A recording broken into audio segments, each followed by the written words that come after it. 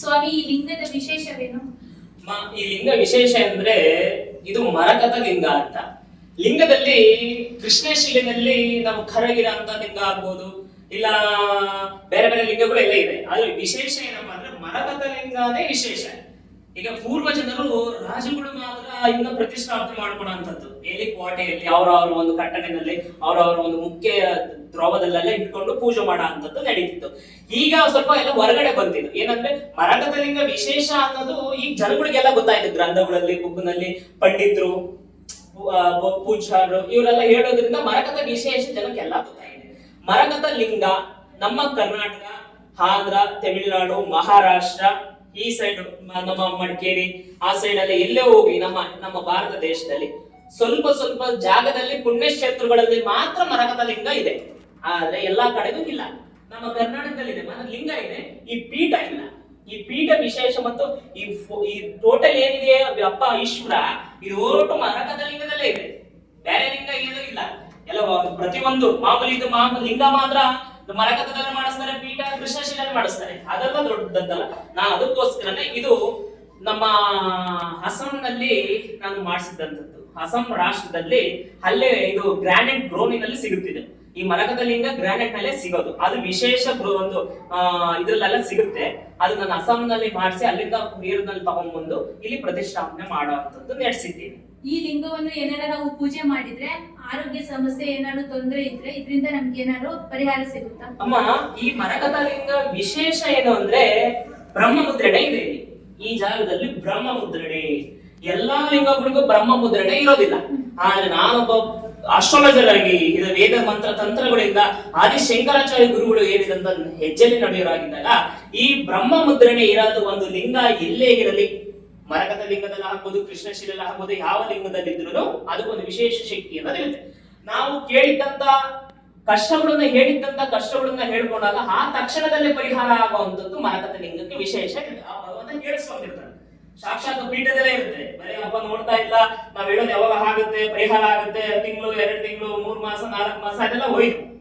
ಆದ್ರೆ ನಿಷ್ಠೆ ನೇಮಗಳಿಂದ ಮನಸ್ಫೂರ್ತಿವಾಗಿ ದೈವ ಬಲದಿಂದ ನಂಬಿಕೆ ಇಟ್ಕೊಂಡು ಈ ಮರಕತ ಲಿಂಗನ ಆತ ಭಗವಂತನ ಈಶ್ವರನ ಪೂಜೆ ಮಾಡಿದ್ದಾದ್ರೆ ಸ್ವಲ್ಪ ದಿನಗಳಲ್ಲೇ ಸ್ವಲ್ಪ ಚೇಂಜಸ್ ಕಾಣಬಹುದು. ಗಂಡ ಹೆಂಡತಿ ತೊಂದರೆಗಳಾಗ್ಬೋದು, ಆರೋಗ್ಯ ಸಮಸ್ಯೆ ಆಗ್ಬೋದು, ಆರ್ಥಿಕವಾಗಿ ಬಂದಿರೋದಾಗ್ಬೋದು, ರಿಯಲ್ ಎಸ್ಟೇಟ್ ಆಗ್ಬೋದು, ಏನೋ ಒಂದು ತೊಂದರೆ ಅನ್ನೋದು ಇರುತ್ತೆ. ಆ ತೊಂದರೆಗೆ ಪರಿಹಾರ ಅನ್ನೋದು ಮರಕತ ಲಿಂಗಕ್ಕೆ ರುದ್ರ ಅಭಿಷೇಕ ಮಾಡಿಸಿ ಶಿವನ ಆರಾಧನೆ ಮಾಡಿ ಧ್ಯಾನ ಮಾಡೋದ್ರಿಂದ ಈ ಲಿಂಗದ ವಿಶೇಷತನದಲ್ಲಿ ನಮಗೆ ಒಳ್ಳೆಯದಾಗುತ್ತೆ. ತುಂಬಾ ಜನ ಹೆಣ್ಮಕ್ಳಿಗೆ ಮಕ್ಳಿಲ್ಲ ಅಂತ ಕೊರಗ್ತಿರ್ತಾರೆ. ಅವರಿಗೆ ಏನಾರ ಒಂದು ಗಂಡ ಹೆಂಡತಿ ಸಮಸ್ಯೆ ಅಂತ ಎಲ್ಲ ಬಂದಾಗ ಈ ಲಿಂಗಕ್ಕೆ ಏನಾರ ಬಂದು ಅವ್ರು ಪೂಜೆ ಮಾಡಿಸಿ ಅವ್ರು ಏನಾರ ಒಂದು ಹರಕೆ ಮಾಡ್ಕೊಂಡ್ರೆ ಅವರಿಗೆ ಆತರ.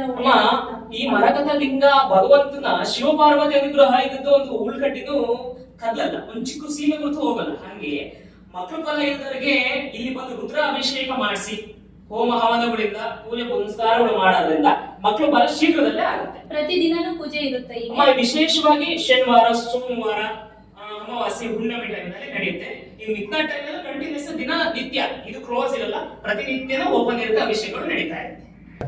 ಸ್ವಾಮಿ ನಮಸ್ಕಾರ. ಇದು ಜಾಗದ ವಿಶೇಷತೆ ಏನು? ಇಲ್ಲಿ ಅಂಡರ್ಗ್ರೌಂಡ್ ಅಲ್ಲಿ ಯಾಕೆ ಈ ತರ ಇದೇನಾಗುತ್ತಂದ್ರೆ ಇದು ಭೂಮಿ ಒಳಗಿರೋ ಅಂತದ್ದು ದೇವಸ್ಥಾನ.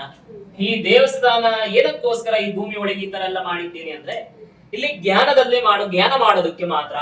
ಜ್ಞಾನ ಅಂದ್ರೆ ಏನು? ನಮಗೆ ನಾವು ಒಬ್ಬ ಋಷಿ ತತ್ವದಿಂದ ನಾವು ಗುರುಗಳ ಆಜ್ಞೆಯಿಂದ ನಡೆಯುವಂತರು. ಪ್ರತಿನಿತ್ಯ ಬ್ರಾಹ್ಮಣ ಟೈಮ್ ನಲ್ಲಿ ನಾವು ಈ ಜಾಗದಲ್ಲಿ ಕೂತ್ಕೊಂಡು ಜ್ಞಾನ ಮಾಡುವಂತದ್ದು. ತಾಯಿ ಆರಾಧನೆ ಮಾಡ್ತೀವಿ, ನಮ್ಮ ಗುರುಗಳ ಆರಾಧನೆ ಮಾಡ್ತೀವಿ. ಆದಿಶಂಕರಾಚಾರ್ಯ ಗುರುಗಳು ಸಂಕಲ್ಪದಲ್ಲಿ ಬೆಳಿಗ್ಗೆ ಬ್ರಾಹ್ಮಣ ಮುಹೂರ್ತದಲ್ಲಿ ನಾವು ಈ ಜಾಗದಲ್ಲಿ ಕೂತ್ಕೊಂಡು ವಿಶಾಲವಾಗಿ ಯಾರು ನಮಗೆ ತೊಂದರೆ ಕೊಡ್ದಂಗೆ, ನಮಗೆ ಯಾರು ಡಿಸ್ಟರ್ಬ್ ಮಾಡ್ದಂಗೆ, ನಾವು ಜ್ಞಾನದಲ್ಲಿದ್ದಾಗ ನಮ್ಮನ್ನ ಸಂಕಲ್ಪವಾಗಿ ತೊಂದರೆ ಕೊಡ್ದಂಗಿರೋಕ್ಕೋಸ್ಕರ ಇದು ಭೂಮಿ ಒಳಗೆ ಮಾಡೋದ್ರಿಂದ ಏನಪ್ಪಾ ಅಂದ್ರೆ ಇಲ್ಲಿ ಗಂಗಮ್ಮ ಅನ್ನೋದು ಇದು ನಾನ್ ಬಿಡೋ ಅಂತ ಗಂಗಮ್ಮ ಅಲ್ಲ. ಇದು ಈ ನೀರು ಇಲ್ಲಿ ಬರುತ್ತೆ, ಉಕ್ಕಿ ಬರುತ್ತೆ. ಮಳೆಗಾಲದಲ್ಲಿ ನಮ್ಮ ಏಕಾಶಿಲೆ ಬೆಟ್ಟ, ನಮ್ಮ ಮಧುಗಿರಿ ಏಕಾಶಿಲೆ ಬೆಟ್ಟ ಅಂದ್ರೆ ನಮ್ಮ ಹಿಂದೆಗಡೆ, ನಮ್ಮ ದೇವಸ್ಥಾನ ಹಿಂದೆಗಡೆ ಎಲ್ಲ ಬಟ್ಟೆ ಗುಡ್ಡೆಗಳೆಲ್ಲ ಇದೆ. ಆ ಗುಡ್ಡೆ ನೀರು ಬಂದಂತ ತ್ಯಾವದಲ್ಲಿ ನಮ್ಗೆ ಇಲ್ಲಿ ಈ ಜಾಗದಲ್ಲಿ ಸ್ವಲ್ಪ ನೀರು ಅಂಶ ಜಾಸ್ತಿ ಇರೋದ್ರಿಂದ ಇದು ಒಂದು 2 ಇಂದ 3 ಅಡಿ ಬರುತ್ತೆ ಒಂದು ನೈಟ್ಗೆ. ಈ ನೀರು ಬರುತ್ತೆ ಮಳೆಗಾಲದಲ್ಲಿ. ಅಂದ್ರೆ ಜೋಗ್ ಫಾಲ್ಸ್ ಹೌದು, ಜೋಗ್ ಗೊತ್ತಲ್ಲ, ನೀರಿನಲ್ಲಿ ಭೂಮಿನಲ್ಲಿ ಬರೋ ಅಂತದ್ದು ಇದು ಗಂಗಮ್ಮ. ಈ ಗಂಗಮ್ಮನ ವಿಶೇಷ ಇಲ್ಲಿ ಏನಂದ್ರೆ ಇಲ್ಲಿ ಜ್ಞಾನಲಿಂಗ ಮಾತ್ರ, ಈ ಜಾಗದಲ್ಲಿ ಜ್ಞಾನಲಿಂಗ ಬರುತ್ತೆ. ಇಲ್ಲಿ ಕುತ್ಕೊಂಡು ಆ ಭಗವಂತನ ಆರಾಧನೆ ಮಾಡಿ, ಗುರುಗಳ ಆರಾಧನೆಯಿಂದ ನಾವು ದೀಕ್ಷೆನಲ್ಲಿ ನಾವು ಪ್ರತಿನಿತ್ಯ ಜಪ ತಪಗಳಿಂದ ಮಾಲೆನಲ್ಲಿ ರುದ್ರಾಕ್ಷಿ ಮಾಲೆಯಲ್ಲಿ ಜಪ ತಪಗಳು ಮಾಡೋದ್ರಿಂದ ನಮಗೆ ಪರಿಷ್ಕಾರ, ನಮಗೆ ಬರಂತ ಕಷ್ಟ ನಷ್ಟಗಳು, ಬರಂತ ಭಕ್ತಾದಿಗಳು ಬಂದಿರ್ತಾರಲ್ವಾ, ಅವ್ರಿಗೆ ಏನ್ ತೊಂದರೆ ಇದೆ, ಅವ್ರಿಗೆ ಏನ್ ಸಮಸ್ಯೆ ಪರಿಹಾರ ಮಾಡ್ಕೊಡ್ಬಹುದು. ದೈವ ಬಲ, ದೈವ ಜ್ಞಾನ ಹೆಂಗ್ ಬರುತ್ತಂದ್ರೆ ನಾವು ಜ್ಞಾನದಲ್ಲಿ ಬೀಜಾಕ್ಷರಿ ಮಂತ್ರಗಳಿಂದ ದೇವಿ ಆರಾಧನೆ ಮಾಡಿ ಆ ತಾಯಿನ ಬೀಜಾಕ್ಷರಿ ಮಂತ್ರದ ಸಿದ್ಧಿ ಇದ್ರೆ ಮಾತ್ರ ನಮಗೆ ಜ್ಯೋತಿಷ್ಯ ಶಾಸ್ತ್ರ, ಶಕ್ತಿ ಮಂತ್ರ ತಂತ್ರಗಳಿಂದ ಶಕ್ತಿ ಬರುತ್ತೆ. ನಾನು ಹೇಳೋ ಅಂತ ವಾಕ್ಯ ಅವರಿಗೆ ಆಗ್ಬೇಕು ಅಂದ್ರೆ ನನ್ನ ಶಕ್ತಿ ಅನ್ನೋದು ಇಂಪಾರ್ಟೆಂಟ್ ಆಗಿದೆ. ಈ ಸ್ಥಳದಲ್ಲಿ ಕುತ್ಕೊಂಡು ಧ್ಯಾನ ಮಾಡ್ತಿರ್ತಾರೆ ಬೆಳಿಗ್ಗೆ 3:30 6:30ವರೆಗೂ ಜ್ಞಾನದಲ್ಲಿ ಇರುತ್ತೆ. ಬರೋ ಭಕ್ತಾದಿಗಳೆಲ್ಲ ಇಲ್ಲಿ ಬರ್ಬೋದಾ? ಬರ್ಬೋದಮ್ಮ. ಆದ್ರೆ ಬಂದು ಅವರು ಜ್ಞಾನ ಮಾಡ್ಬೋದು. ಮಾಡ್ಬೋದು. ಅಲ್ಲ ಒಬ್ಬೊಬ್ಬರೇ ಬಂದು ಜ್ಞಾನ ಮಾಡ್ಕೊಂಡು ಆ ಭಗವಂತನ ಪೂಜೆ ಮಾಡ್ಕೊಂಡು ದೀಪ ಹಚ್ಚಿ ಇಲ್ಲಿ ಕುತ್ಕೊಂಡು ಜ್ಞಾನ ಮಾಡಿ half an hour 1 hour ಕುತ್ಕೊಂಡು ಜ್ಞಾನ ಮಾಡ್ಕೊಂಡು ಹೋಗ್ಬೋದು. ಅದು ವಿಶೇಷ. ಅಲ್ಲಿ ಬರಾಂತ ಭಕ್ತಾದಿಗಳೋಸ್ಕರ ನಾವು ಬೆಳಿಗ್ಗೆ ಟೈಮ್ ಮಾತ್ರ ಜ್ಞಾನ ಮಾಡ್ತೀನಿ, ಮಿಕ್ಕಿದ ಟೈಮ್ ನಲ್ಲಿ ಭಕ್ತಾದಿಗಳು ಬಂದು ಜ್ಞಾನ ಮಾಡಿ ಎಲ್ಲರಿಗೂ ಅವಕಾಶ ಇದೆ. ಎಲ್ಲ ಬರ್ಬೋದು. ಹೆಣ್ಣು ಮಕ್ಳು ಬರ್ಬೋದು, ಗಂಡು ಮಕ್ಳು ಬರ್ಬೋದು. ಜನ ಜಾಸ್ತಿ ಅಂದ್ರೆ ಒಳಗಡೆ ಬಿಡೋದಿಲ್ಲ, ನಾವು ಮಾತ್ರ ಬರ್ತೀವಿ. ಜನ ಇಲ್ಲ ಅಂದ್ರೆ ಬಂದು ಕುತ್ಕೊಂಡು ಜ್ಞಾನ ಮಾಡ್ಕೊಂಡು ಹೋಗ್ಬೋದು. ಇದು ವಿಶೇಷ. ಇದರ ಪ್ರತಿ ಒಂದು ಸಂಕಲ್ಪ ಏನಪ್ಪಾ ಅಂದ್ರೆ ಇದು ಜ್ಞಾನಲಿಂಗ. ಈ ಜಾಗ ಬಂದು ಧ್ಯಾನ ಮಾಡೋದಕ್ಕೆ ಮಾತ್ರನೇ ಈ ಲಿಂಗನ್ನ ಪ್ರತಿಷ್ಠಾಪನೆ ಮಾಡ್ತಾರೆ.